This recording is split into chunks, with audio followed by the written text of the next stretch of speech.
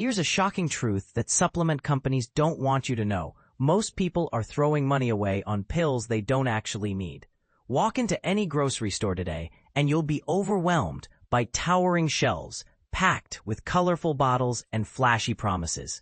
This massive supplement empire, worth a staggering $5.5 billion annually, thrives on one simple human desire: the hope that we can shortcut our way to better health. But here's where it gets controversial. While millions of people religiously pop their daily vitamins, nutrition experts are surprisingly divided on whether most of these supplements actually deliver on their bold claims.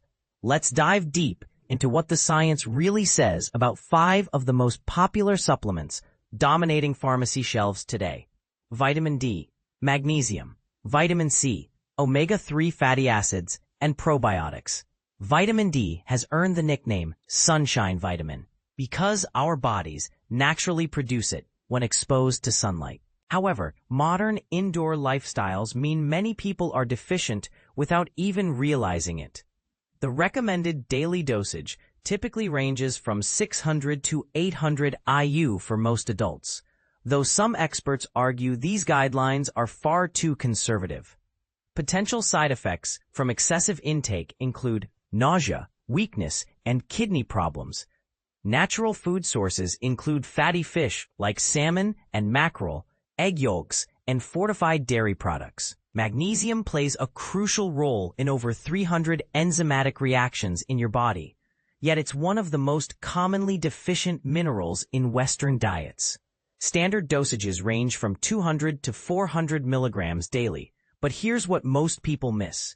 Different forms of magnesium serve different purposes. Magnesium glycinate helps with sleep, while magnesium oxide primarily addresses constipation. Side effects can include digestive upset and diarrhea. You'll find magnesium naturally in dark leafy greens, nuts, seeds, and whole grains. Vitamin C might be the most overhyped supplement of all time. Despite popular belief, megadoses won't prevent the common cold, though they might slightly reduce duration. The recommended daily amount is just 65 to 90 milligrams, easily obtained from a single orange. Excessive intake can cause stomach upset and kidney stones. Natural sources include citrus fruits, berries, bell peppers, and broccoli. Omega-3 fatty acids present a fascinating paradox. While fish oil supplements are incredibly popular, some recent studies question whether they provide the same benefits as eating actual fish. The typical dosage ranges from 1 to 3 grams daily, with potential side effects including fishy burps and blood thinning. Wild-caught fatty fish, walnuts, flax seeds, and chia seeds offer natural omega-3s. Probiotics represent perhaps the most controversial category. With billions of bacteria strains available, choosing the right one feels like navigating a scientific maze. Different strains serve different purposes, and what works for your friend might be completely useless for you. Dosages vary wildly from 1 billion to 100 billion CFUs, with minimal regulation ensuring quality.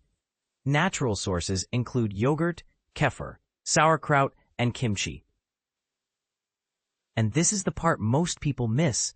The supplement industry operates with surprisingly little oversight compared to pharmaceutical drugs. Companies can make bold health claims with minimal scientific backing, leaving consumers to navigate a sea of marketing hype and genuine medical need. So here's the million-dollar question that's sparking heated debates in nutrition circles. Are we creating a generation dependent on pills instead of focusing on whole foods and lifestyle changes?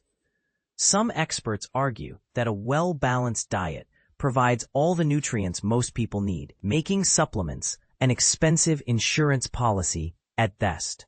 Others contend that modern farming practices have depleted soil nutrients, making supplementation necessary for optimal health. What do you think?